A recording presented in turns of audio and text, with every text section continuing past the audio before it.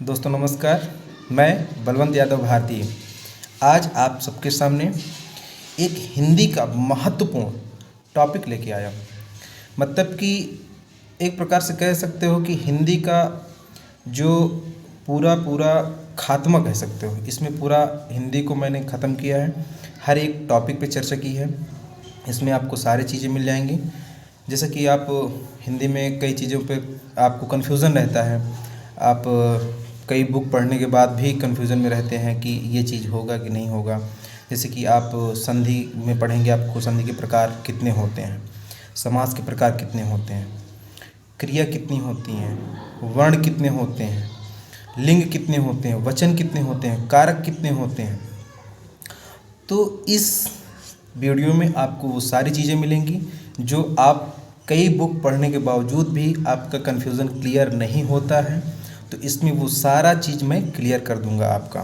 और एक चीज़ दोस्तों, मैं आपसे एक हाथ जोड़कर विनती करता हूँ, अगर मुझसे कोई भी भूल बस गलती हो जाए मानवीय आधार पर, तो उसको आप सब लोग क्षमा करिएगा। मैं उसका क्षमा प्रार्थी रहूँगा। तो दोस्तों आइए चलते हैं आज के महत्वपूर्ण टॉपिक के बारे में। और मैं इसमें संख्याओं को लेकर आपसे चर्चा करूँगा, तो आप उन पर ज़्यादा थोड़ा सा फोकस करिएगा कि इसमें कितनी संख्या होती हैं। तो आप ध्यान से मन लगा के वीडियो सुनिएगा, आपको सब कुछ मिलेगा। हाँ, हो सकता है कि ये वीडियो थोड़ा सा लंबा हो जाए, 5 से 10 मिनट 15 मिनट का हो जाए। तो दोस्तों इससे दूर मत भागिएगा और पूरा सुनिएगा। आपके टेट, सुपर टेट और जूनियर टेट के लिए बहुत ही महत्वपूर्ण होगा। इसमें आपका 5 से 6 नंबर की तो मैं गारंटी ले सकता हूँ, और इसके ऊपर भी हो सकता है, लेकिन इससे कम नहीं हो सकता है। तो दोस्तों आइए आज चलते हैं। जैसे कि सर्वप्रथम हम वर्णमाला से चलेंगे। वर्णमाला में आपको बताना चाहेंगे कि वर्ण के जो भेद होते हैं वो 2 होते हैं, एक स्वर होता है, एक व्यंजन होता है। अब आती है वर्णमाला में कुल वर्णों की संख्या। कुल वर्णों की संख्या 52 होती है। कुल स्वरों की संख्या 11 होती है। कुल व्यंजनों की संख्या 33 होती है। उसके बाद हिंदी में मूल जो स्वर होते हैं वह 4 होते हैं, आ, ई, उ, री। अब आइए चलते हैं सामान्य आधार पर व्यंजन कौन कौन से होते हैं। जैसे कि स्पर्श व्यंजन होता है आपका, इसमें आपके 25 वर्ण होते हैं। उसके बाद आपका अंतस्थ व्यंजन होता है, इसमें आपके 4 वर्ण होते हैं, या, र, ल, व। ऊष्म व्यंजन होता है, इसमें आपके 4 वर्ण होते हैं, श, श, श, ह। संयुक्त व्यंजन 4 होते हैं, छ, त्र, ज्ञ, स्र। उसके बाद आते हैं द्वित्व व्यंजन या युग्मक व्यंजन कह सकते हो। जैसे कि दिल्ली, दिल्ली में लाला आया है, मक्का में काका आया है, चच्चा में चाचा आया है, तो ये द्वित्व व्यंजन होंगे। अयोगवाह, अयोगवाह 2 होते हैं, एक अन्न होता है, एक आहा होता है। अन्न को हम अनुस्वार कहते हैं, आहा को हम विसर्ग कहते हैं। अब आते हैं प्रयत्न के आधार पर 8 होते हैं, ये वर्णों का प्रयत्न है। इसमें 8 होते हैं, कौन कौन से? स्पर्श व्यंजन, स्पर्श संघर्षी, संघर्षी, पंचमाक्षर, प्रकंपित या लुंठित, पार्श्विक, द्विगुण, अर्धस्वर। अब आप कहोगे कि जो प्रयत्न 2 प्रकार के होते हैं। हाँ, एक होता है, एक अंतस्थ प्रयत्न होता है, एक बाह्य प्रयत्न होता है। अंतस्थ प्रयत्न आपके 5 प्रकार के होते हैं, बाह्य प्रयत्न आपके 11 प्रकार के होते हैं। तो दोस्तों आपको कन्फ्यूज़न नहीं रखना है। अब प्राण के आधार पर चलते हैं। 2 होते हैं, एक अल्प प्राण होता है, एक महाप्राण होता है। घोष के आधार पर चलते हैं, जैसे कि एक नाद होता है, एक गूंज होता है। तो एक सघोष होता है और एक अघोष होता है, घोष। एक वर्ण आता है आपका हा, और सबसे महत्वपूर्ण वर्ण है।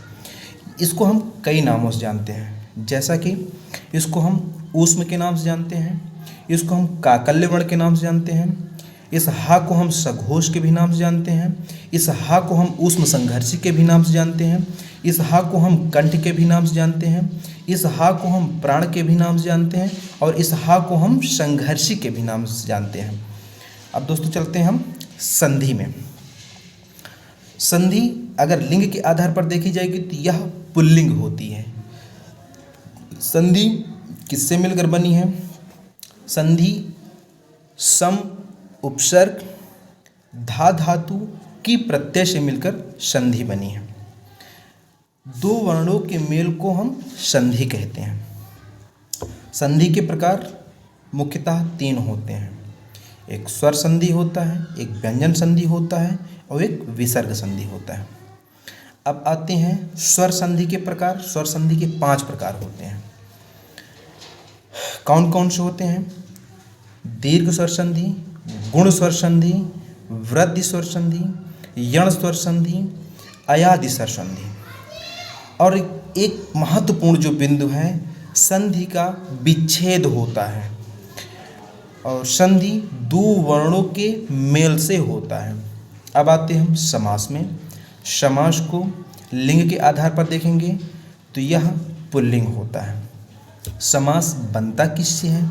शम उपसर्ग, अस धातु और घी प्रत्यय के लगाने से समास का निर्माण होता है। समास मुख्यतः 6 प्रकार के होते हैं। कौन कौन से होते हैं? अव्ययी भाव समास, तत्पुरुष समास, द्विगु समास, कर्मधारय समास, द्वंद्व समास, बहुव्रीहि समास।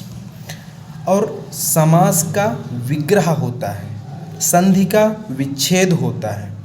समास का अर्थ संक्षेप या संक्षिप्ति या संक्षिप्तीकरण होता है। समास दो पदों का मेल होता है। समास दो पदों का मेल होता है। अब आते हैं उपसर्ग में। संस्कृत में उपसर्गों की संख्या 22 होती है, हिंदी में उपसर्गों की संख्या 10 होती है, उर्दू में उपसर्गों की संख्या 19 होती है। अब आते हैं प्रत्यय में। यह 2 प्रकार के होते हैं, कृत प्रत्यय, तद्धित प्रत्यय। अब चलते हैं हम कारक में। कारक मुख्यतः 8 प्रकार के होते हैं।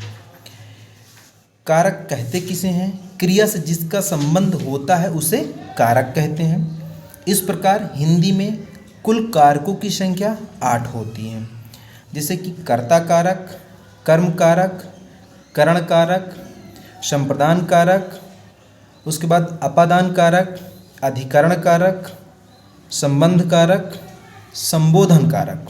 अब आते हैं हम अलंकार में।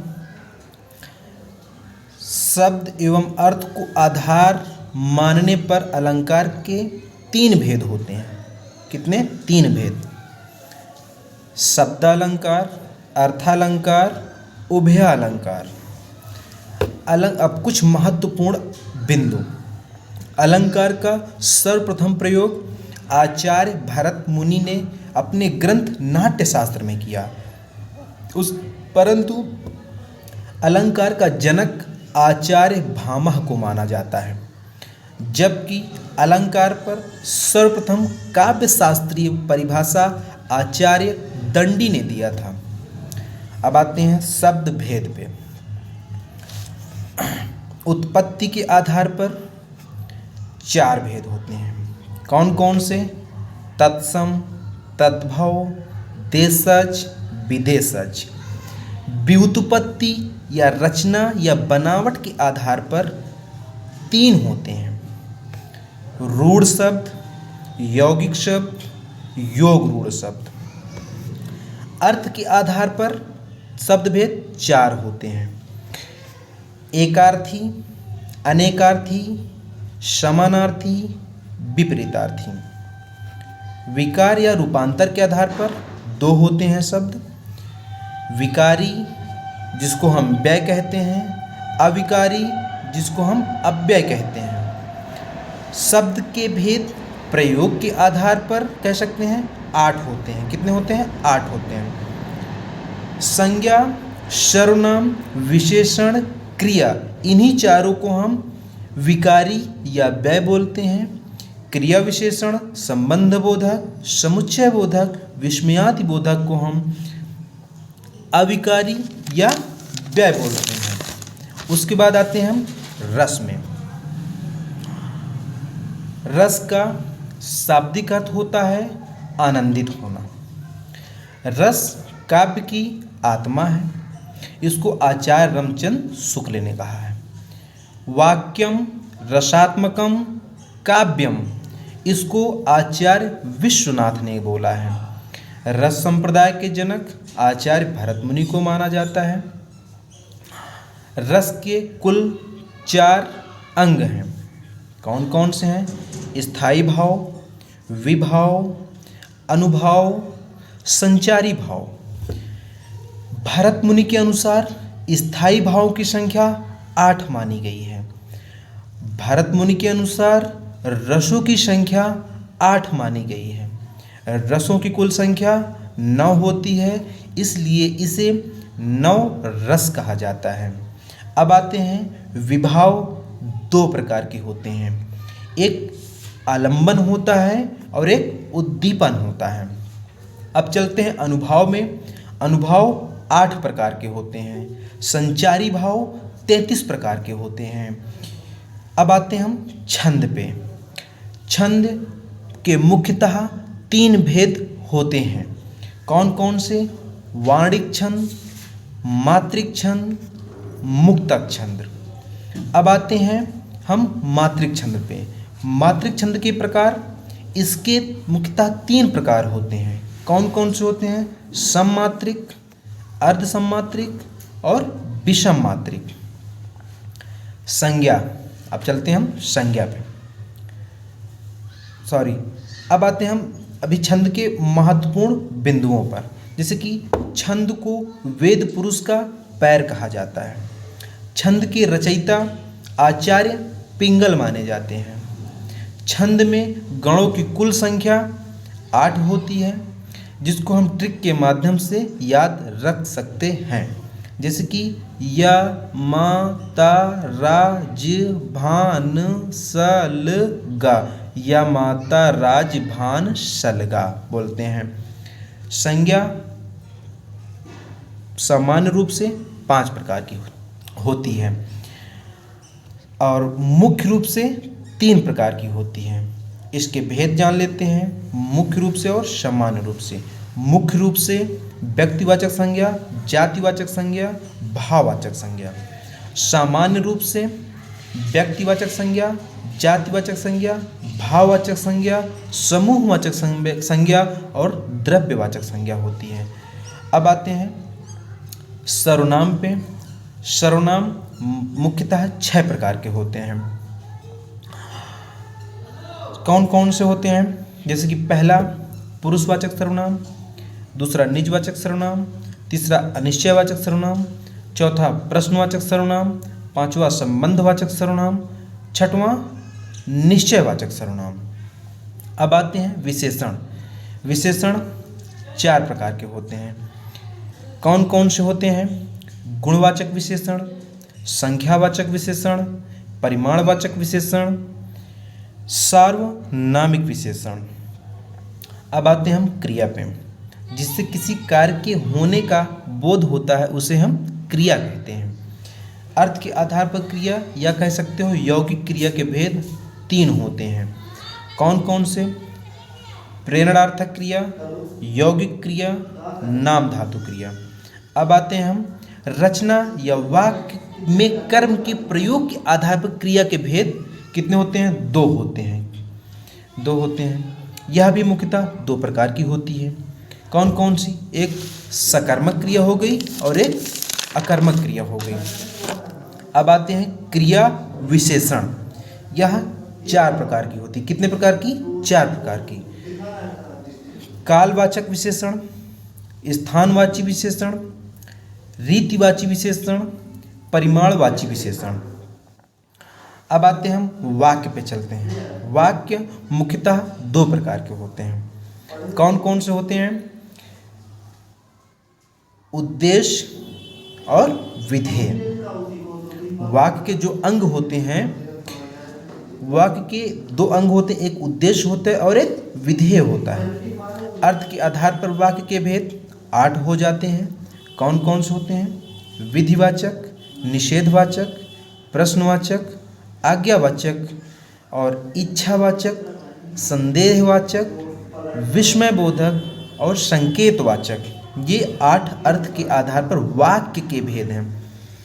अब रचना या बनावट के आधार पर वाक्य के भेद 3 होते हैं। सरल वाक्य, संयुक्त वाक्य, मिश्रित वाक्य।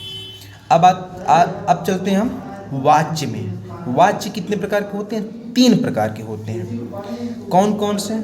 कृतवाच्य, कर्मवाच्य, भाववाच्य। अब चलते हैं हम वचन पे। वचन 2 प्रकार के होते हैं। अब वचन कहते किसको हैं? संज्ञा का वह रूप जिससे उसकी संख्या का बोध हो, वचन कहलाता है। हिंदी में वचन 2 प्रकार के होते हैं, एक वचन, बहुवचन। लिंग में चलते हैं। लिंग कितने प्रकार के होते हैं? लिंग मुख्यतः 2 प्रकार के होते हैं। संज्ञा का वह रूप जिससे उसकी जाति का बोध होता है, लिंग कहलाता है। हिंदी में लिंग 2 प्रकार के होते हैं, स्त्रीलिंग, पुल्लिंग। अब चलते हैं काल पे। काल मुख्यतः 3 प्रकार के होते हैं। कौन कौन से होते हैं? वर्तमान काल, भूतकाल और भविष्य काल। अब आते हैं वर्तमान काल कितने प्रकार के होते हैं? वर्तमान काल 5 प्रकार के होते हैं। कौन कौन से होते हैं? सामान्य वर्तमान काल, तात्कालिक वर्तमान काल, पूर्ण वर्तमान काल, संदिग्ध वर्तमान काल, संभाव्य वर्तमान काल। अब आते हैं भूतकाल में। भूतकाल 6 प्रकार का होता है। सामान्य भूतकाल, आसन्न भूतकाल, पूर्ण भूतकाल, अपूर्ण भूतकाल, संदिग्ध भूतकाल, हेतु मत भूतकाल। अब चलते हैं भविष्यकाल में। भविष्यकाल 3 प्रकार के होते हैं, सामान्य भविष्यकाल, संभाव्य भविष्यकाल, हेतु मत भविष्यकाल। तो दोस्तों, ये था आपका पूरा हिंदी का टॉपिक। इसमें से यदि आपको कोई चीज़ें कुछ भी थोड़ा सा भी डाउट लगे तो मुझे एक बार ज़रूर बताइएगा दोस्तों, और मेरी गलतियों को माफ़ करिएगा। मैं आपको, और इसमें जो संख्या मैंने बताया उन पर विशेष ध्यान करिए, क्योंकि बच्चे जो भी होते हैं वो संख्याओं पर बहुत कन्फ्यूज़न उनको रहता है कि ये कितने प्रकार का होता है, ये कितने प्रकार का होता है, ये कितने प्रकार का होता है। तो इन संख्याओं पर आप सब लोग विशेष रूप से ध्यान रखिएगा। और तो जो आपको पढ़ने का मैटर वो हर जगह मिल जाएगा, आप कहीं से भी पढ़ सकते हैं। तो मैंने इसको डीपली न रखते हुए बहुत ऊपर लिया है, बस आपका डाउट क्लियर करने के लिए। दोस्तों धन्यवाद।